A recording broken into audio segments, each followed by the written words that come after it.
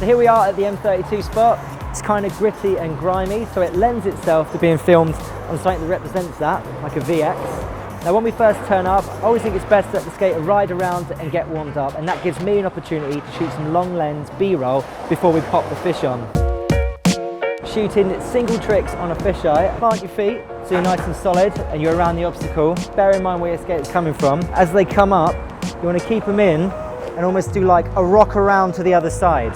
So it's not just the momentum of their trick, but also the momentum of the camera that makes it look good. After a while, you get a feel for not actually looking in the viewfinder, but to begin with, there's no harm in actually just watching what you're doing like this to get it perfectly right. Depending on which way your skater skates, if Helena's coming down, she is regs, so she's going to be coming up with her back to her. I'll just head up top. From here, I can have her coming in and perfectly swing round to get the landing. Yeah, whenever you're ready, man, you got it. Bolt.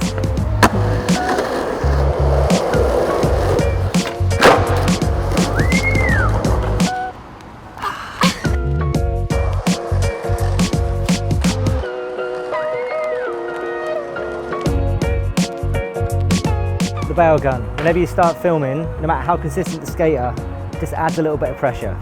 So filming lines. First of all, you've got to be comfortable cruising on your board. You've got to keep up with your rider. You need to get low and angle it up. Now the skateboarding is your main point of focus, so down by the skateboard makes sense. But that angling up bit means you get the entire skater in. You get to see the way they ride, all of their style. The next thing you need to do is plan your line. Try and think about in and out points, like where you're going to start filming and where it's going to end. Could you use an obstacle as a cut point? Could you do a camera move that you can use to cut into another shot? And once you've shot, watch it back, because you might have missed it. You could shoot a little bit better, or you might get an idea of how to make the shot more dynamic. And finally, get yourself a filmer board. Something that rolls nice and quick, but also has big wheels so it's smooth and you don't have to worry about rocks.